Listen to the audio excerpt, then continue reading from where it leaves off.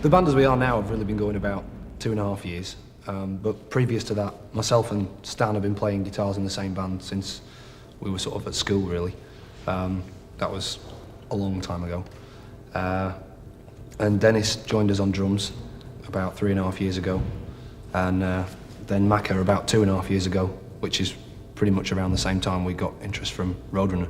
We did Ghostbusters for a joke at one gig, and it just went really silly, and we've been doing it ever since.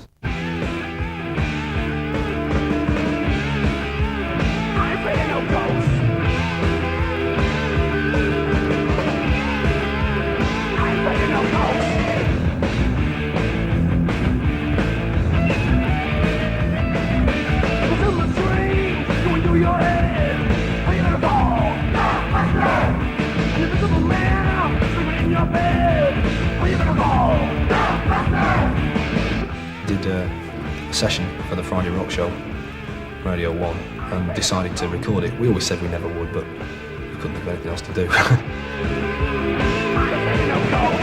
Because so many people have been asking us about, can we have a tape of it, and stuff. We thought, well, it's already on tape, so we'll just release it, because all it took was for us to say, I'll go on then.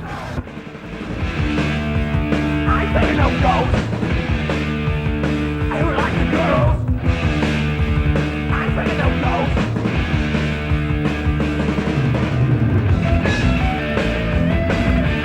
Leave it all.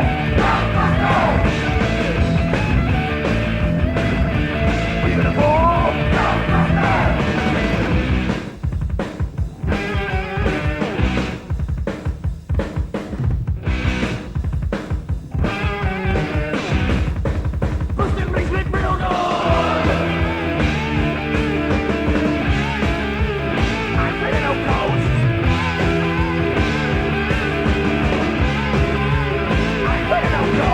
We realised when we came up with the idea for the sleeve that we'd probably get into trouble for it, but we thought if we get into trouble it'll be really good press, and if we don't we'll have a really good sleeve, so we couldn't lose really.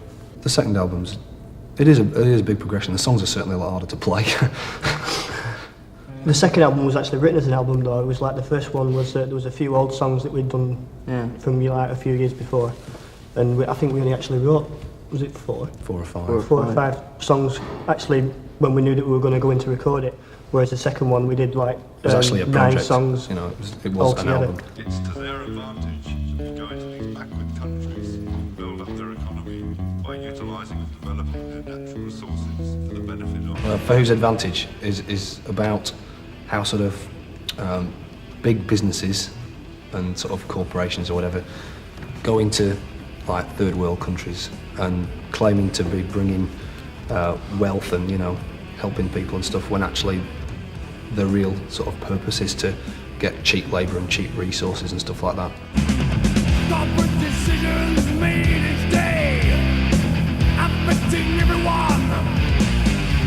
Commercial growth is all that counts, not harming anyone. Invading trust, ideals unjust, hide your reality.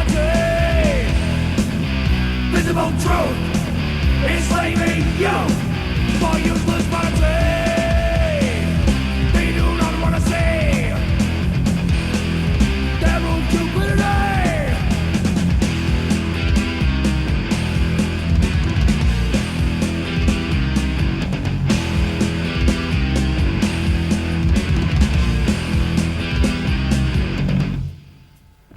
Unskilled hands work on a shade out of necessity.